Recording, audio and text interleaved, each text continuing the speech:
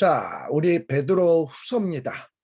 베드로 후서는 총 석 장까지 있습니다. 세 장이니까 짧은 성경입니다. 그런데 이제 우리는 몇 번에 걸쳐서 할지 모르겠지만 아무튼 하는 대로 하도록 하겠습니다. 오늘은 이 베드로 후서의 서론하고 그 다음에 베드로 후서 1장 1절에서부터 한 11절까지 말씀을 같이 공부할 예정입니다. 자, 우리가 어떤 성경을 읽을 때는 이 성경이 언제 쓰여졌는지, 누가 썼는지, 누구에게 썼는지, 그때 그 배경이 뭔지, 또 그 기록하게 된 동기가 무엇인지, 그리고 그 내용들이 어떤 식으로 기록되었는지 이런 것들을 잘 알아야 그 성경을 제대로 이해할 수가 있습니다. 그래서 오늘은 요 베드로 후서의 서론적으로 요 기록하게 된 동기, 언제 기록했는지, 그 동기가 무엇인지, 그리고 베드로 후서의 특징은 무엇인지 이런 것들에 대해서 같이 우리 살피도록 하겠습니다. 자, 우리가 지난번에 우리 베드로 전서에서도 우리가 공부를 했습니다만 자꾸 왜 그림자가 이렇게 나오지? 자, 베드로 전서에서도 얘기했습니다만 이 AD 64년에 이제 로마의 화재가 나고 그 로마의 화재가 난 모든 책임을 이 네로가 그리스도인들에게 뒤집어 씌우고 아주 극심한 박해를 시작하게 됩니다. 그래서 본격적으로 그리스도인들이 흩어진 그리스도인들이 이 로마가 점령하고 있는 땅이 굉장히 넓잖아요. 거기에 흩어진 모든 그리스도인들이 극심한 박해를 받게 되는데 AD 313년까지 거의 300년 가량을 이 그리스도인들이 극심한 박해를 당하게 됩니다. 베드로는 장차 이 흩어진 그리스도인들이 이 여러 가지 모양의 박해를 받을 것을 생각하면서 이들이 어떻게 이 어려운 때에 신앙생활을 잘할 수 있는가 하는 이런 생각을 하면서 기록한 것이 이 베드로 전서입니다. 자, 그래서 보통 이 베드로가 순교한 때를 언제라고 얘기하냐? 한 주후 68년경, 그러니까 로마의 대화재가 있은 뒤 4년 뒤 한 68년경에 그때에 이 베드로가 순교한 것으로 되게 많은 신약 학자들이 그렇게 주장을 하고 있습니다. 그리고 그러면 베드로 전서는 아마도 AD 64년 그러니까 대박해가 시작되면서 이 베드로가 베드로 전서를 썼고 그 다음에 베드로 후서는 아마도 베드로 전서를 기록한 뒤에 이 순교하기 전 AD 68년 전 한 65년에서 한 67년경에 이 베드로 후서를 쓰지 않았을까. 역시 베드로 후서 역시 이 베드로 후서를 받아 읽는 수신자는 누구냐?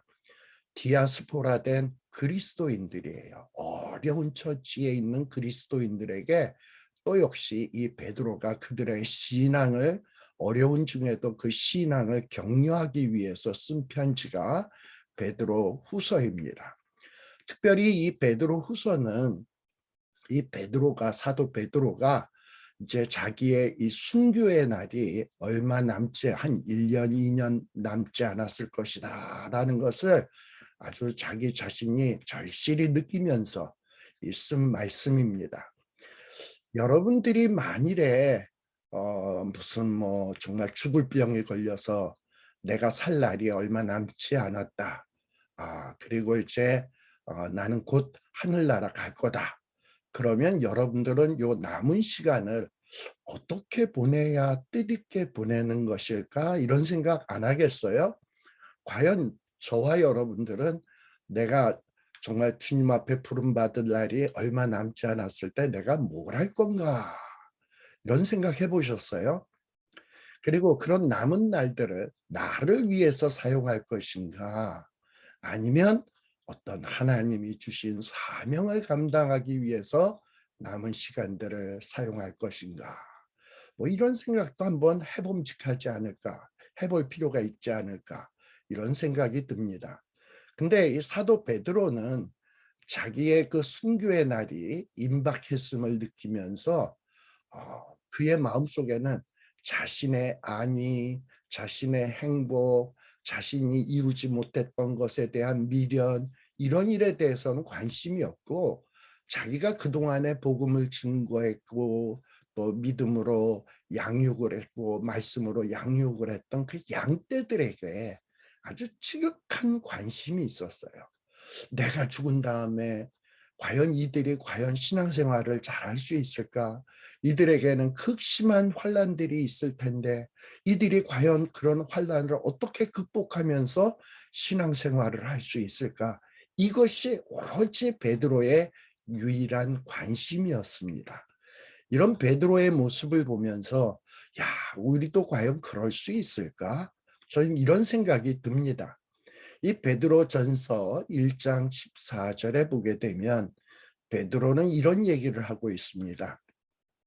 우리 주 예수께서 내게 지시하신 것 같이 나는 이제 이 장막을 벗어날 것이 임박한 줌을 알미라 라는 이런 이야기를 하고 있어요. 여기에 보면 장막을 벗어날 것이 임박한 줄을 안다. 이게 무슨 얘기냐? 이 장막이라고 하는 것은 어떤 텐트를 벗어날 것이 임박한 줄을 알미라가 아니라 이 베드로의 영혼이 거하고 있는 처소, 즉 이 육신을 얘기하는 거예요. 이제 베드로는 얼마 있다가 순교당할 거예요. 그리고 이 육신을 떠나서 이 영혼이 주님 앞으로 부름받아 갈 겁니다. 물론 그 육신은 땅에 묻혀서 나중에 주님이 재림하실 때 나중에 그 영혼과 결합이 되겠지만은 얼마 기간 동안 주님이 재림하실 때까지 이 육신의 장막하고 영혼은 분리될 것을 이 베드로는 바라보고 있는 거예요. 그래서 이제 내가 이 육신의 장막을 벗어나서 이 영혼이 주님께 가고 내가 그동안 목양을 하던 양떼들은 이 땅 위에 남아있을 것을 내가 안다. 그날이 얼마 남지 않았다. 라는 이런 말을 하고 있는 거예요. 그러니까 이 죽음을 예감하면서 이 베드로는 베드로 후서를 쓰고 있는 겁니다. 자신의 날이 얼마 남지 않았음을 아주 피부로 깊숙이 느끼고 있었던 것을 볼 수 있습니다. 따라서 이 베드로가 이 편지를 쓰게 된 동기는 무엇인가? 정말 자기의 사랑하는 양떼들에게 유언적인 말씀을 하게 하기 위해서예요. 베드로전서 1장 15절에 보면 내가 힘써 너희로 하여금 나의 떠난 후에라도 필요한 때는 이런 생각나게 하려 하노라 라는 이야기를 하고 있어요. 베드로는 자기가 떠난 후에라도 내가 그동안에 너희에게 가르치고 증거했던 말씀들이 좀 생각이 났으면 좋겠다. 그래서 이제 내가 유언적으로 지금 이 말씀을 증거하고 있는데 내가 떠난 다음에라도 이 유언적으로 한 말씀들이 너희 머릿속에 자꾸 생각났으면 좋겠다 하는 이런 마음으로 지금 베드로는 이 편지를 쓰고 있습니다. 이런 얘기가 1장 15절에도 나오고 12절에도 나오고 13절에도 나와요. 이 말씀이 너희에게 자꾸 생각났으면 좋겠다. 그래서 내가 이 편지를 쓴다라고 이야기하고 있는 거예요. 그래서 많은 학자들은 이 베드로 후서는 베드로의 순교를 앞두고 사랑하는 성도들에게 남겨주는 이 유언서다, 베드로의 유언서다라고 이야기를 하고 있습니다. 그러면서 또 베드로전서 3장 1절에도 보면 이 베드로가 얼마나 간곡하게 말하고 있는지, 자기가 사랑했던 성도들에게 얼마나 간절히 말하고 있는지 그것을 볼 수 있어요. 그래서 1장 12절에 13절에 3장 1절에 보면 이제 내가 너희에게 하는 이 말씀을 기억해라, 기억해라. 또는 1장 9절, 3장 8절에 보면 이제 내가 하는 말씀들을 잊지 말아라, 잊지 말아라 하고 아주 간절하게 권면하고 있는 것을 볼 수 있습니다. 사실 저도 이번에 좀 이렇게 아프면서 좀 여러 가지 생각들을 참 많이 했어요. 뭐 워낙에 요즘 무슨 오미크론, 코로나 뭐 이런 얘기들이 이런 것들이 너무나도 유행하기 때문에 조금이라도 뭐 콧물이 나고 기침이 나고 몸이 막 열이 나고 찌뿌둥하면 야 이거 내가 코로나에 걸린 거 아니야? 오미크론에 걸린 거 아니야? 이러다가 중증으로 가는 거 아니야? 물론 이런 염려도 있지요. 예. 그런데 그러다 보니까 이런 걸로 인해서 사람이 죽을 수도 있겠구나. 주님 앞에 부름받을 수도 있겠구나. 라는 생각을 해요. 사실 여러분들의 주변에서도 정말 오랫동안 함께 지내고 함께 교제하며 함께 서로 이런 소통하면서 지내던 사람들이 정말 생각지도 못하게 갑자기 떠나는 경우들이 있잖아요. 그러면서 우리가 굉장한 상실감을 가질 때가 있지 않습니까? 제가 이전에도 얘기했는지 모르지만 어떤 저의 이 치아 이거를 치료하는데 많이 도와줬던 어떤 이 덴탈 이 치과 기공사가 있어요. 근데 이분하고 아주 친구처럼 지냈는데 어느 날 이분한테 좀 가야 될 일이 있어서 전화를 했더니 전화를 안 받는 거야. 그래서 어디 출타 중인가 보다. 그래서 그 다음날 또 전화했는데 전화를 안 받는 거야. 그러고선 또 며칠 있다가 전화를 하니까 전화를 받아. 그래서 여보세요 이랬더니 내가 아는 사람의 목소리가 아니라 젊은 남자의 목소리가 들리는 거예요. 그러면서 그분 얘기하기를 누구세요 그랬더니 저는 요 이빨 저를 치료해 준 제 치아를 치료해 준 어떤 저는 그 고객인데 어떻게 이 치료해 주신 분이 어디 계시냐 그랬더니 저는 아들입니다. 근데 저희 아버님이 소천하셨습니다. 갑자기 그런 얘기를 탁 하는 거예요. 깜짝 놀랐습니다.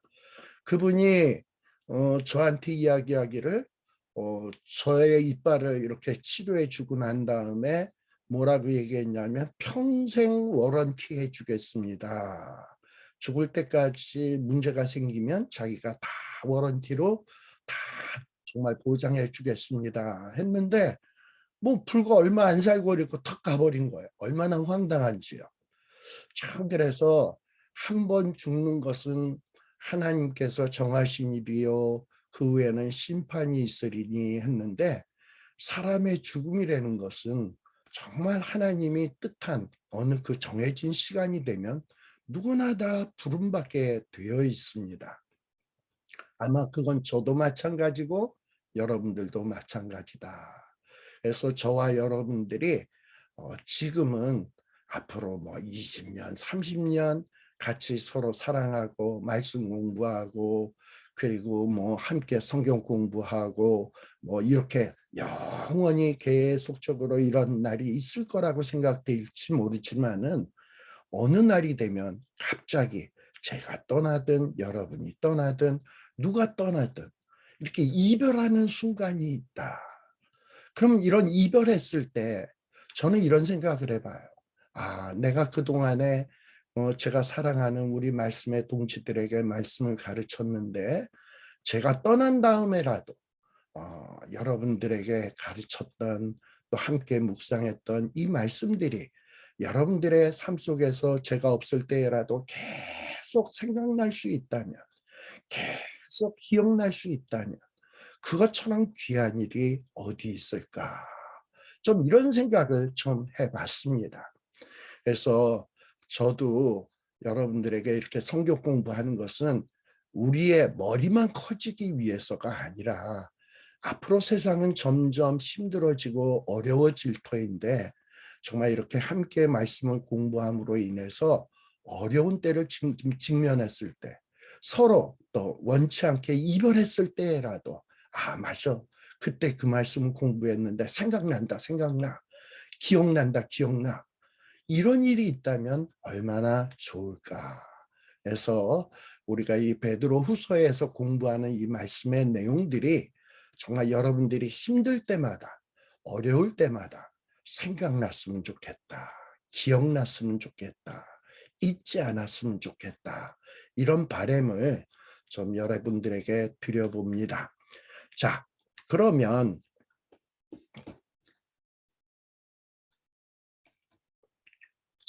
이 베드로 후서를 기록한 동기는 무엇인가? 우리가 이 베드로가 쓴 편지는 베드로 전서가 있고 베드로 후서가 있습니다. 근데 이 베드로 전서를 기록한 동기와 이 베드로 후서를 기록한 동기는 다릅니다. 물론 베드로 전서, 베드로 후서를 기록한 것은 어려운 때를 앞두고 이 베드로 전후서를 쓴 것은 맞습니다. 그런 점에 있어서는 공통적으로 같아요. 그러나 베드로 전서를 기록할 때의 동기와 베드로 후서를 기록할 때의 동기는 좀 다르다라는 것을 여러분들이 먼저 기억할 필요가 있습니다. 자, 베드로 전서는 어떤 문제를 염두에다 두면서 기록한 말씀이냐? 외적인 문제예요. 외적인 문제란 뭐냐면 앞서도 얘기했습니다만 네로가 로마의 그 화재에 어떤 이런 재난에 모든 책임을 그리스도인들에게 뒤집어 씌우고 그리스도인들을 잡아다가 핍박하고 죽이고 박해하고 얼마나 그리스도인들을 힘들게 했습니까? 육체적으로, 물리적으로. 그래서 얼마나 많은 그리스도인들이 피난을 가고 동굴에 숨고 무덤 속에 들어가고 얼마나 어려운 일들을 당했습니까? 참 그러니 외적으로 극심한 고통 가운데 있게 될 그리스도인들에게 그런 극심한 외적인 고통 속에서도 어떻게 믿음을 잃지 않고 그 믿음을 정말 잘 보존하고 관리해 갈 수 있는가, 이것을 가르치기 위해서 쓴 말씀이 베드로 전서예요. 그래서 이 베드로 전서에는 이런 여러 가지 외적인, 물리적인, 육체적인 시련을 당할 때 이겨낼 수 있는 비결은 뭐다? 산소망. 제가 산소망이라는 얘기를 했죠. 너희에게 산소망이 있어야 된다. 이것을 아주 힘주어서 설명했던 것이 베드로 전서입니다. 근데 베드로 후서는 어떤 이런 외적인 문제가 아니라 이 내적인 문제 때문에 이 베드로 후서를 쓰게 된 동기가 주어지게 됩니다. 내적인 문제란 뭐냐? 여러분, 오랜 어떤 육체적이든 물리적이든 여러 오랜 육체적인 시련을 당하게 되면 이 마음속에 아주 극심한 갈등이 생기게 돼요.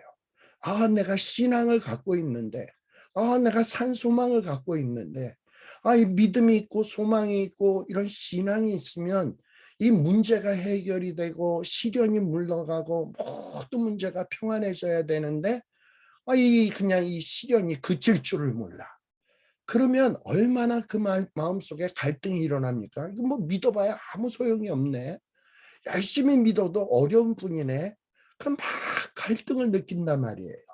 그리고 가졌던 믿음, 그 조그마한 믿음도 막 흔들거리기 시작해. 어디에서? 내 내적인 이 마음 속에서 막 갈등이 시작되게 되는 거예요. 그러면서 낙심하게 되고 절망하게 되고 갈등을 하게 되고 의심을 품게 되고 이런 여러 가지 모습들이 나타나게 돼 있어요. 바로 베드로는 그런 사실을 너무나도 잘 알고 있었기 때문에 우리가 그 오랜 매질에 이겨낼 장사 없다 그러잖아요. 앞으로 그리스도인들이 극심한 어려운 물리적인 환난들을 당하게 될 텐데 그러면 내적인 이 마음속으로도 많은 갈등을 하게 될 텐데 그리고 불신의 마음을 가지게 될 텐데 그럴 때 이들이 어떻게 신앙을 이겨낼 수 있지? 신앙을 잘 유지할 수 있지? 이런 걸 생각하면서 쓴 편지가 베드로 후서다.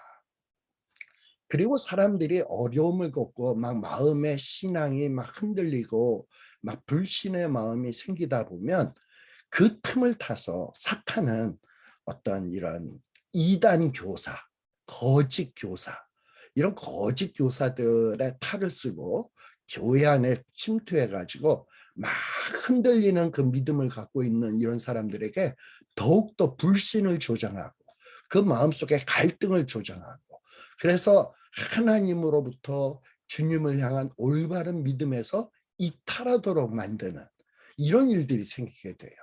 이것도 일종의 내적인 문제예요. 이 교회 내에 이단들이 침투해서 교인들을 막 흔들어 놓는 거야. 근데 이런 것을 뻔히 바라보고 예측하고 있는 베드로가 이런 일을 앞두고 내가 어떻게 이 성도들의 믿음을 지킬 수 있도록 권면을 할까? 이런 생각을 하면서 쓴 말씀이 베드로 후서다. 그래서 베드로 전서와 후서는 어려운 일을 당하는 사람에게 쓴 편지이지만 동기면에 있어서 전서는 외적인 문제를 염두에다 두면서 쓴 말씀이고, 베드로 후서는 어떤 내적인 문제를 염두에다 두고 쓴 말씀이다라는 것을 기억할 필요가 있습니다. 아마도 이제 우리들도 어려운 일들이 생기게 되면 그것이 외적인 문제일 수도 있겠죠. 그리고 외적인 문제를 오랫동안 겪다 보면 내적으로도 많은 갈등을 하게 돼.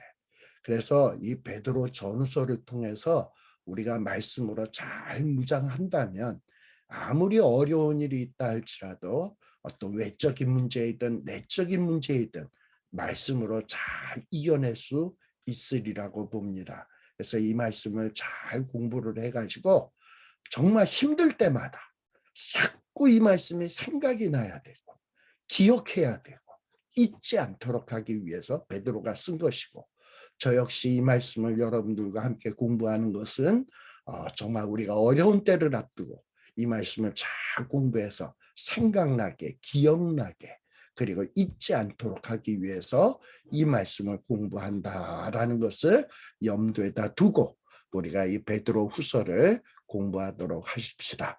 자, 그럼 베드로 후서는 그 내용이 어떻게 되어 있는가?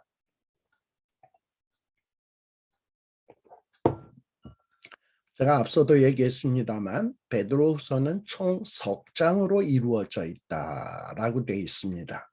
자, 첫 번째 장, 제1장은 뭐에 대한 얘기냐? 우리 베드로 전서에서 어떤 외적인 고통이 있다 그랬죠. 육체적인 고통, 고향을 떠나서 떠돌이 생활하는 고통. 근데 그것이 1년, 2년으로 끝나는 것이 아니라 오랜 세월 동안 지속된단 말이죠. 그러다 보면 내적인 갈등을 겪게 돼요. 근데 이런 내적인 갈등을 겪을 때 그런 갈등을 이겨내고 어떻게 하면 신앙을 성장할 수 있을까? 그 신앙을 지킬 수 있을까? 이런 문제를 가지고 권면하는 내용이 바로 1장입니다. 그 다음에 2장은 어떤 내용이냐? 이렇게 성도들이 어려움을 겪으면서 내적인 갈등을 겪으면서 뭐 불신, 의심, 그리고 막 믿음이 흔들리다 보면 이 사탄이 거짓 교사의 탈을 쓰고 들어와 가지고 성도들의 믿음을 더욱더 흔들어 놓고 주님으로부터 떠나게 만드는 이런 일들을 한다 그랬죠. 그래서 어떻게 그 거짓 교사들을 정말 대처할 것인가? 어떻게 거짓 교사들을 물리치고 올바른 신앙으로 꿋꿋하게 믿음을 지켜나갈 것인가? 이것을 권면한 내용이 제2장입니다. 그리고 이런 외적이든 내적이든 이런 어떤 시련을 앞두고서 그 시련을 이겨낼 수 있는 유일한 것이 무엇인가? 우리 베드로 전서에서도 공부했습니다만 소망이 있어야 돼. 산 소망. 그래서 다시 한번 베드로 후서 3장에서는 그리스도인들의 소망이 무엇인가, 참 소망이 무엇인가에 대해서 이렇게 3장에 기록을 하고 있습니다. 그런 면에서 1장, 2장, 3장 다 뭐냐? 성도들이 어려운 시련들을 앞두고 여러 가지 외적, 내적인 어떤 시련을 앞두고 어떻게 믿음을 지키고 그 믿음을 자라게 할 것인가에 대한 내용이에요. 그래서 흔히 우리가 베드로 전후서를 목회 서신이다라고 이야기를 합니다.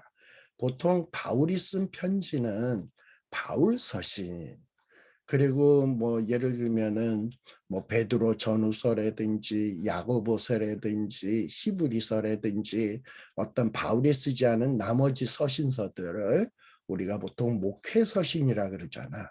어떻게 하면 어려운 때 성도들이 믿음을 잘 지킬 것인가 하는 것을 가르쳐 주는 내용들이 이 목회 서신입니다.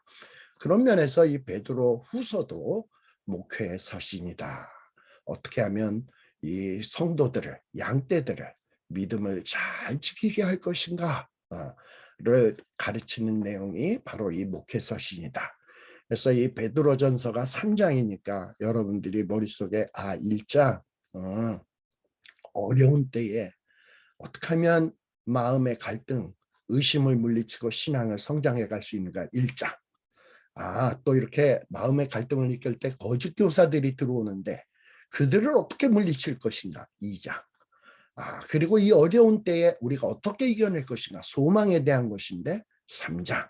이렇게 머릿속에 기억을 해두시면 이 베드로 후서의 골격이 딱 잡히지 않을까 이런 생각이 듭니다. 자, 그러면 이제 우리가 본격적으로 이제 1장에서부터의 내용을 살펴보도록 하겠습니다. 자, 베드로전서 1장은 어려운 때에 그 어려움에도 불구하고 어떻게 성도들이 믿음 지키며 신앙을 지켜갈 것인가 하는 내용이라 그랬죠. 우리 찬송가에도 보면은 이런 찬송이 있어요. 환난과 핍박 중에도 성도는 신앙 지켰네 하는 찬송 있잖아요. 이런 환난과 핍박 중에서도 어떻게 하면 성도들이 신앙을 지키고 믿음을 지킬 것인가 하는 것을 권면하고 있는 내용이 바로 이 1장의 내용입니다. 그래서 오늘은 이 1장 1절에서부터 11절까지의 내용을 살펴보도록 하겠습니다. 먼저 1장 1절에 보면 사도 베드로는 이렇게 얘기합니다. 예수 그리스도의 종, 여기서 나오는 예수 그리스도의 종이라는 말을 영어 성경에 보면 servant라는 말을 쓰고 있어요. servant는 뭐 어떻게 보면 주인에게 서브하는 사람이라는 생각이 들잖아요. 근데 이 원어는 둘로스라는 말인데 이 둘로스라는 말은 servant라는 말보다 어떤 말이 더 어울리는 말이냐? slave가 더 맞는 말이에요. 사도 베드로는 예수님에게 대해서 예수님을 어떻게 생각했냐? 예수님은 주인이고 나는 뭐 예수님의 동료다, 제자다 이런 생각보다는 나는 예수님의 슬레이브다 라는 이런 생각을 갖고 있었어요. 그래서 사도 베드로는 이 편지를 쓰면서 자신을 뭐라고 얘기하는가? 예수 그리스도의 나는 종이다, 슬레이브다. 그러나 사도다. 사도는 뭐냐면 아포스톨로스 해가지고 보냄을 받은 자라는 거예요. 나는 예수 그리스도의 종이면서 슬레이브면서 예수님이 내게 복음을 주시고 이 복음을 전하라고 보낸 자다. 아포스톨로스라는 말은 보냄을 받은 자라는 거예요. 그래서 이렇게 베드로는 자기를 이 두 가지 단어로 하나는 나는 예수님의 종 그리고 또 하나는 나는 예수님에게 보냄을 받은 자, 사도라는 이 두 말을 사용하고 있습니다. 특별히 이 베드로가 예수님의 종이다라고 표현하는 데는 그럴 만한 이유가 좀 있는 것 같아요. 왜냐? 베드로는 예수님과 공생의 기간 동안에 다른 사람 다 버릴지언정 나는 예수님을 결코 떠나지 않겠습니다. 예수님에게 십자가가 웬 말입니까? 그런 일은 있을 수 없습니다. 마치 내가 다 지켜낼 겁니다. 뭐 이런 호언장담하던 사람이었어요. 근데 이런 호언장담을 하던 베드로가 예수님이 재판을 받을 때 예수님을 3번씩이나 부인하지 않았습니까? 그러다 보니 이 베드로는 예수님 앞에 얼굴을 들 수가 없는 거야.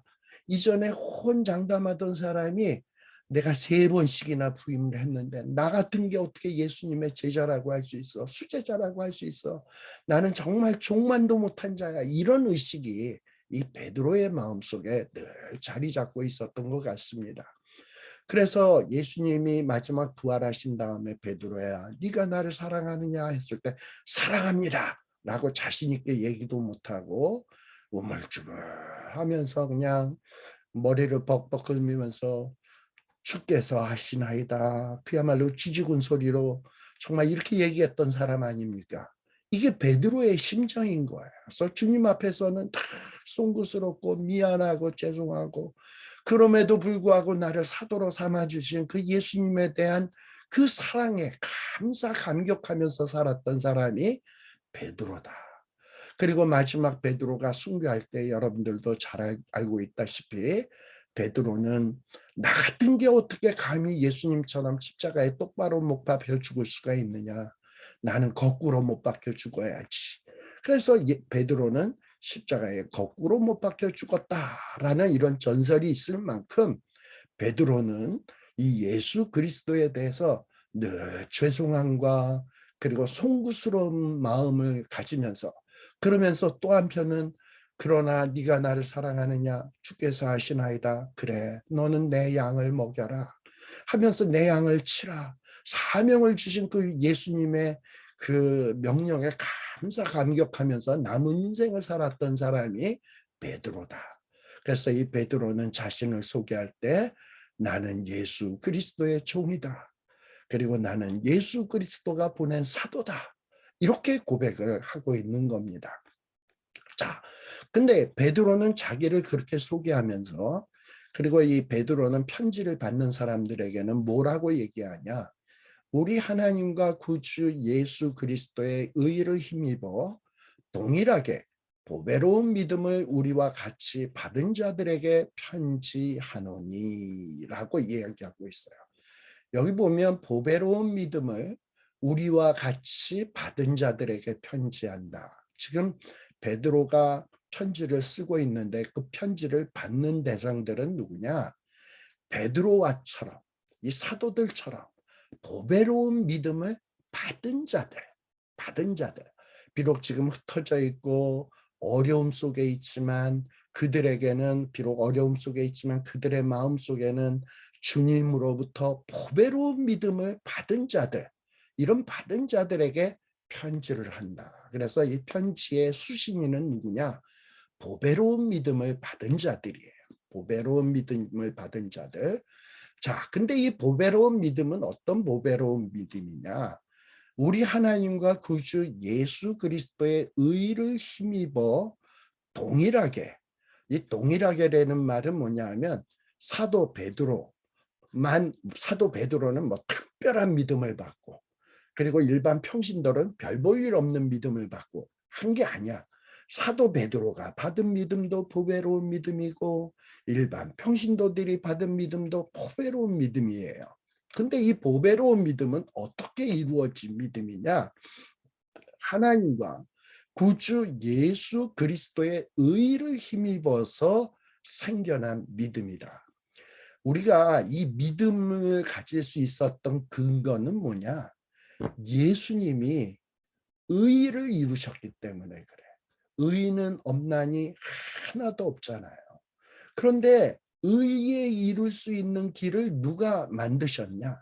우리 하나님과 예수 그리스도께서 의의 길을 만드셨어요. 그래서 그것을 힘입어서 우리가 결국은 그 의의 길에 어떻게 이루지? 하는 그 믿음의 내용을 이 복음을 통해서 주셨는데, 그것을 받았기 때문에, 그 복음의 내용을 받아서 믿었기 때문에 그 믿음을 보배로운 믿음이다. 이 보배로운 믿음은 나에게서 난 것이 아니라 하나님과 예수 그리스도께서 만드신 그 의를 힘입어서 이루어진 믿음이에요. 그래서 너무나도 보배로운 믿음입니다. 근데 이 보배로운 믿음을 가진 자들에게 편지를 하고 있다.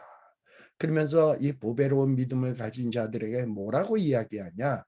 1장 2절에 보면 하나님과 우리 주 예수를 알므로, 앞에서는 하나님과 구주 예수 그리스도의 의를 힘입었다 그랬죠. 하나님과 구주 예수 그리스도께서 어떻게 이 죄인인 우리에게 의의 일을 이룰 수 있는 길을, 방법을 우리에게 주셨는가 하는 것을 알려면 하나님이 하신 일, 예수님이 하신 일을 제대로 알아야죠. 아, 하나님이 이렇게 하셨기 때문에, 아, 우리 예수님이 이런 일을 하셨기 때문에 우리가 의에 이룰 수 있었구나. 그래서 하나님이 무엇을 했는지, 예수님이 무엇을 했는지를 제대로 알아야 될 거 아니에요. 그래서 제대로 알아서 그 안 내용을 믿어야 될 거 아니에요. 그리고 그것을 믿으면 어떤 일이 발생되냐? 결과적으로 은혜가 생기게 되고 평강이 생겨지게 됩니다. 정말 이 어려운 때에 보배로운 믿음을 갖게 되면, 비록 정말 외적인 환경, 내적으로 여러 갈등과 어려움이 있어도 정말 제대로 된 보배로운 믿음을 갖게 되면 은혜 체험을 할 수 있고요. 어려운 중에도. 그리고 이 어려운 중에도 평강이 더욱더 풍성해질 수 있어요. 그래서 앞서간 믿음의 선배들은 환난과 핍박 중에도 성도는 신앙 지켰네 하고 찬송할 수 있었던 것입니다. 자, 로마서 1장 17절에 보면 복음, 이 복음에는 하나님의 의가 나타나서 믿음으로 믿음에 이르게 하나니 기록된 바 오직 의인은 믿음으로 말미암아 살리라. 자, 아까 하나님과 구주 예수 그리스도의 의를 힘입어 1장 1절에 그렇게 나오는데, 하나님과 구주 예수 그리스도의 의, 이가 어떻게 생겨난 거냐? 우리 실력으로는 절대로 의가 나타날 수가 없어요. 누구에 의해서 이 의가 나타나냐? 하나님으로 말미암아 의가 나타나게 되고 의에 이를 수 있는 길이 제시될 수 있었습니다. 그게 생겨났기 때문에 우리가 믿음이 생길 수 있게 됐고, 그리고 믿음에 이르게 된다. 그래서 우리의 신앙은 어떻게 된다? 의는 우리 실력으로 되는 게 아니라 믿음으로 말미암아 살리라. 로마서 1장 17절에 그렇게 기록하고 있습니다. 로마서 3장 21절에는 이제는 율법 외에 하나님의 한 의가 나타났으니, 우리가 율법으로 하나님의 그 법으로 의로워질 수 있는 사람이 있습니까? 그 법을 행해서, 법을 지켜서 그럴 사람 하나도 없잖아. 그러니까 율법으로는 우리는 죄인이 될 수밖에 없어요. 그런데 하나님이 율법 외에 또 다른 하나님의 의에, 하나님께서 의롭다고 인정할 만한 그 길로 나아갈 수 있는 길이 생겨났다. 그런데 그것은 이미 구약 성경 율법 선지자들이 증거한 것이다. 그럼 율법과 선지자들이 증거한 것이 뭡니까? 너희들이 율법으로는 의로워질 수 없어. 믿음의 주요 온전케 하시는 예수 그리스도를 바라봐야 돼. 그래서 율법과 선지자들이 증거한 것이 누구냐? 예수 그리스도예요. 의에 이룰 수 있는 길을 제시하신 예수 그리스도를 바라봐야, 또 그 예수를 믿어야 의에 이룰 수 있다라고 이야기하고 있습니다. 바로 베드로는 이러한 믿음이 분명했어요. 맞아. 내 실력으로는 의로워질 수 없어. 나는 혼장담하던 사람인데 정말 한순간에 예수님을 3번이나 부인하지 않았어. 저주까지 하지 않았어. 그러면서 자신이 얼마나 한심함을 잘 깨닫고 있었습니다. 그리고 반면에 자기가 의로워질 수 있는 것은 오로지 주님을 의지하고 주님을 믿는 방법밖에 없다는 것을 너무나도 잘 알고 있었어요.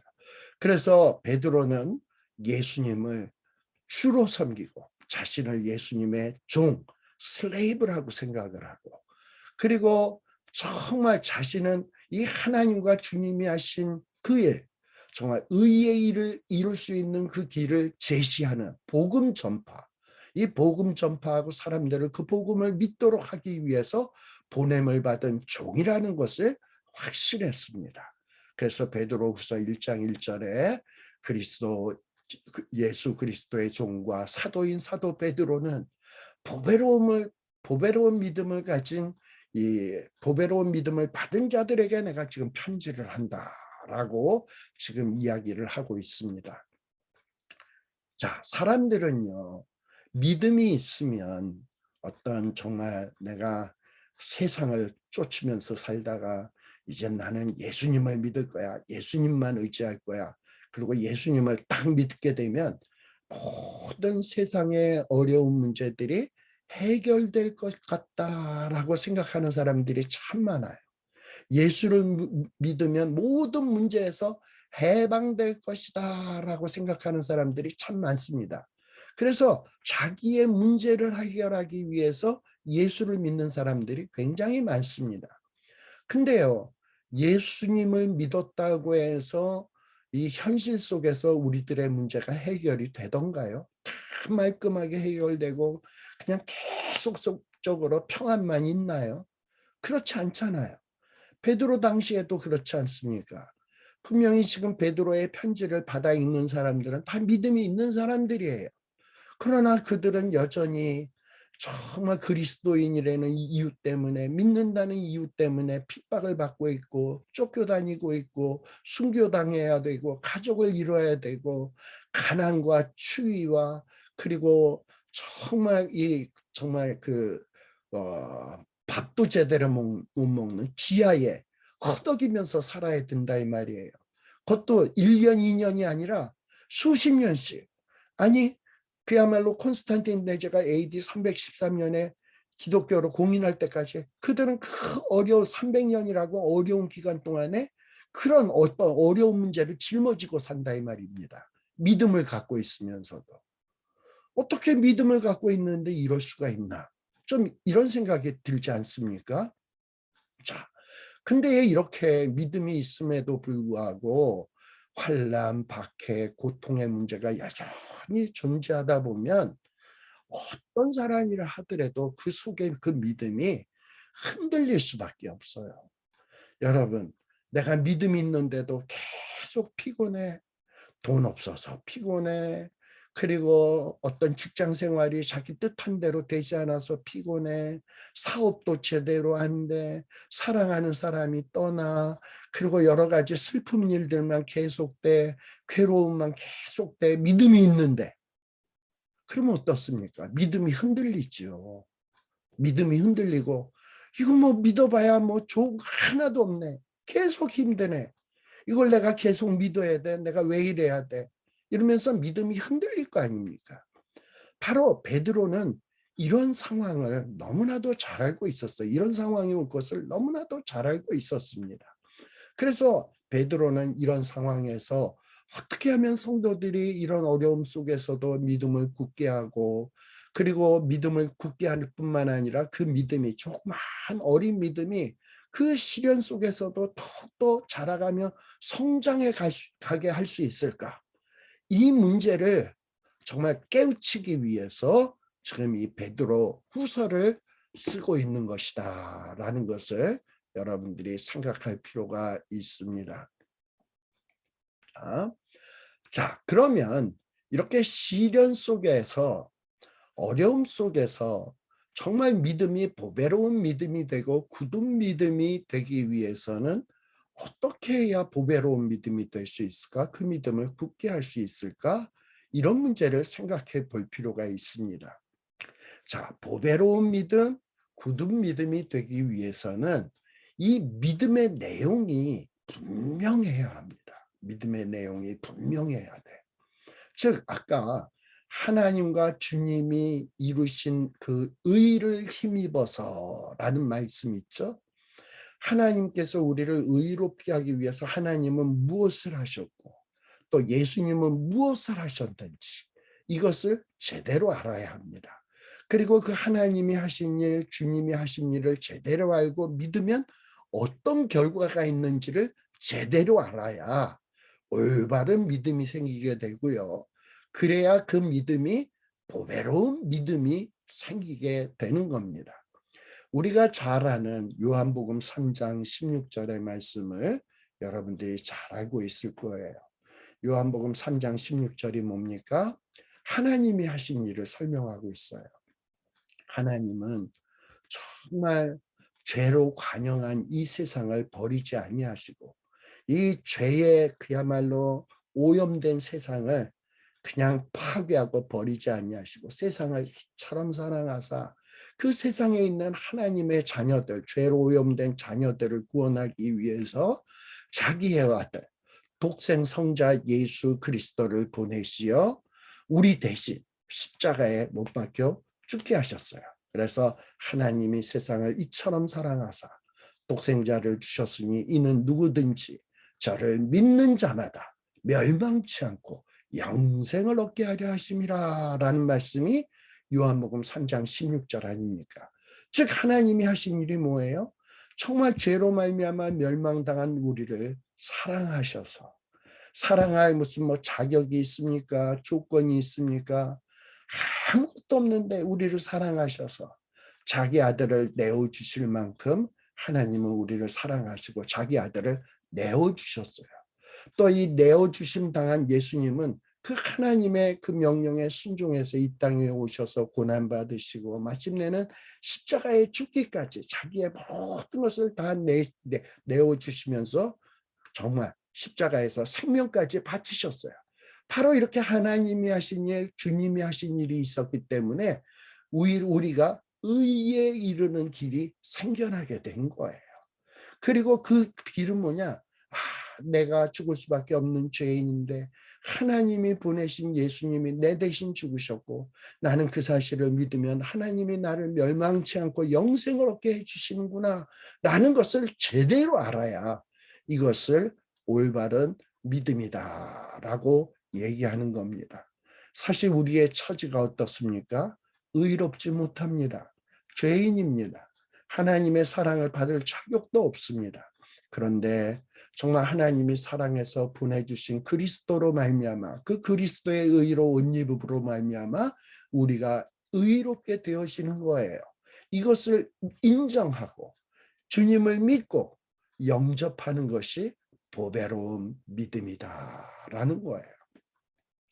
이 얼마나 보배로운 믿음입니까? 원래 이 보배롭다라는 말은 어떤 뜻에서 나온 말이냐? 물론 보배롭다라는 말은 가치 있다, 아주 값비싸다라는 것을 보배롭다라고 이야기할 수 있어요.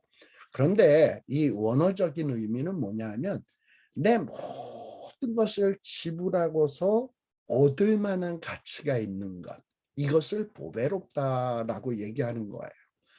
우리 그 성경 그 비유에 보면 어떤 사람이 밭에서 이렇게 일을 하다가 밭 속에 보화가 있는 것을 발견을 했어요. 그랬더니 그 사람이 어떻게 합니까? 그 보화가 너무나도 보배로우니까 자신의 있는 모든 재산을 다 팔아서 그 밭을 사지 않습니까? 왜? 그 안에는 보배로운 보물이 있으니까 내 모든 것을 지불을 해도 그것을 다 정말 상쇄하고도 남을 만큼 가치가 있는 것이 그 보화니까 모든 것을 값지불을 하지 않습니까? 여러분, 어떤 암이나 죽을 병에 걸린 사람은 의사에게 뭐라고 얘기합니까? 내가 모든 재산, 모든 돈, 내가 가진 모든 몸을 다 드릴 테니 제발 좀 나를 살게만 해주세요. 왜 그렇습니까? 이 생명이라고 하는 것은 너무나도 보배로운 것이니까. 바로 왜 이 믿음이 보배로우냐? 우리는 의롭지 못하고 죄인이고 영원히 죽을 수밖에 없는데 정말 하나님이 하신 일과 그리스도께서 하신 일을 믿음으로 그것을 믿음으로 하나님 나는 의로워질 길이 없는데 하나님이 이렇게 사랑해서 예수님을 보내주셨고 또 예수님이 이런 일을 하셔가지고 내가 그것을 믿음으로 의롭게 되게 되었습니다. 그리고 내가 영원한 생명을 얻게 되었습니다. 이 얼마나 보배로운 믿음입니까? 그래서 여러분들이 시간이 있을 때마다 믿음? 이 믿음이 과연 보배로운 믿음인가?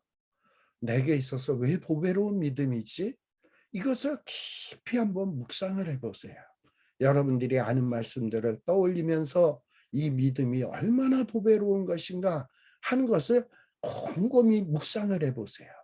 그러면서 마음속에 정말 이 믿음보다 귀한 것이 없구나라는 것이 깨달아지게 되면 하나님 앞에서 감사와 감격의 눈물이 아마도 주르르 나오면서 주님 감사합니다. 주님 고맙습니다. 라는 이 고백이 나올 수밖에 없습니다. 근데 베드로는 지금 뭐라고 얘기하고 있냐? 너희들이 그 힘든 어려운 상황 속에서 믿음을 지킬 수 있는 방법은 뭐냐? 너희들이 그 갖고 있는 믿음, 어떻게 생각하면 이 믿음 있어봐야 뭐 어려운 시련이 해결되길 하나, 경제적인 문제가 해결이 되나, 핍박의 문제가 해결이 되길 하나, 아무것도 안 되네, 이렇게 생각하지 말고 이 믿음이 얼마나 보배로운 것인가를 꼼꼼히 생각해 보라는 거예요. 그래서 더욱 힘써 너희의 부르심과 택하심을 굳게 하라. 너희가 이것을 행한즉 언제든지 실족치 아니하리라. 그 하나님이 너희를 부르신 것, 택하신 것 왜 그러셨는지, 그리고 내게 주신 그 믿음, 이런 거를 자꾸 힘써서 굳게 하라는 거야. 그래야 이 어려운 시련 속에서 실족치 않는다는 거예요. 우리가 시작할 때 믿음으로 시작을 합니다.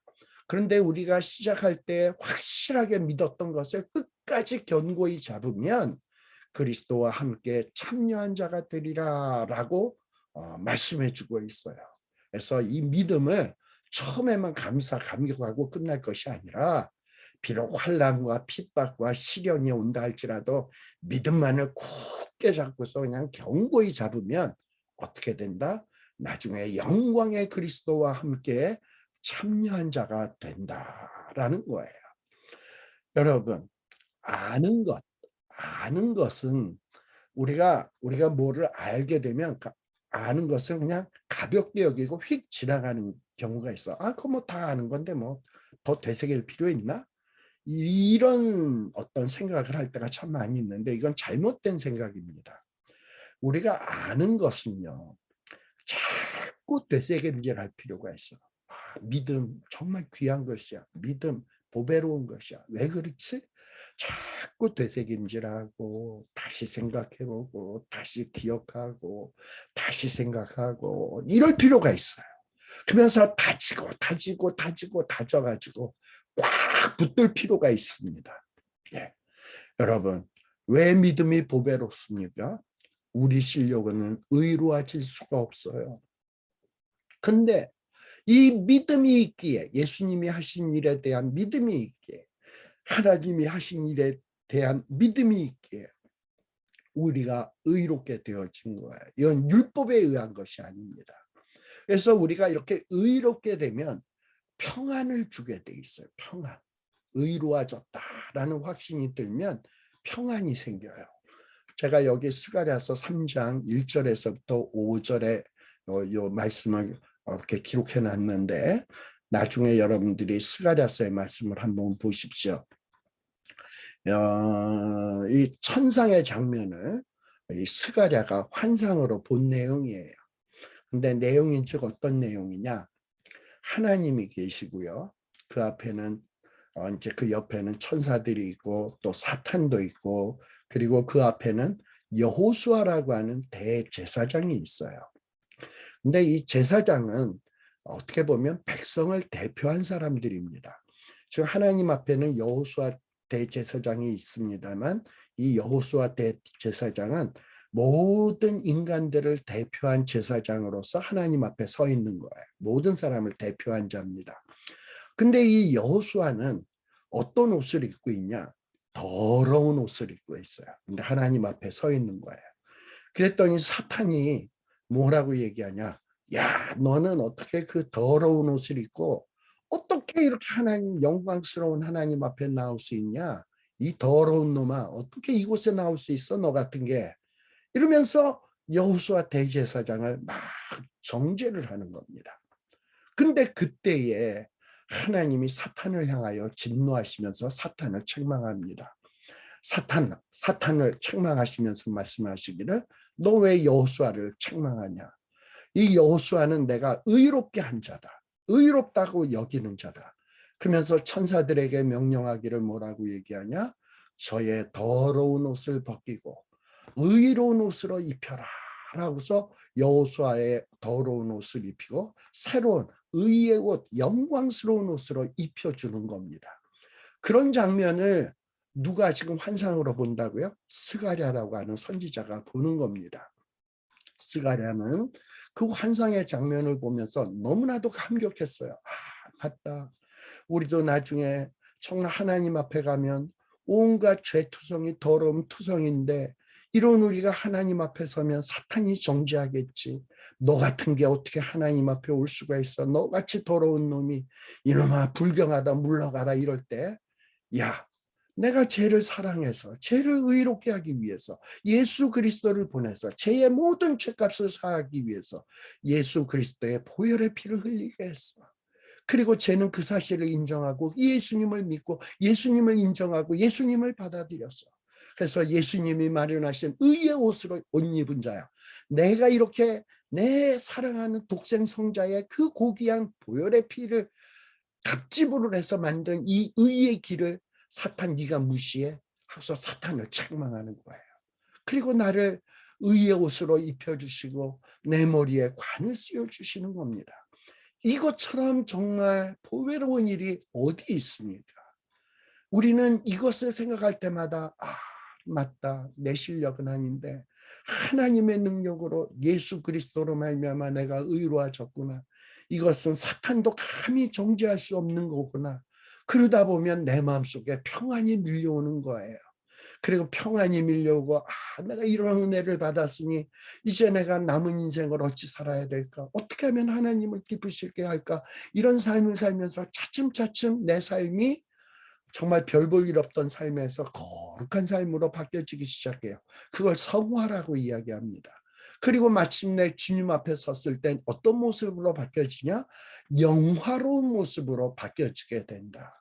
바로 이런 결과를 초래하는 것이 뭐냐? 바로 우리가 받은 믿음입니다. 우리가 앞에서도 살폈습니다만 여기에서 좀 눈여겨봐야 될 말이 있어요.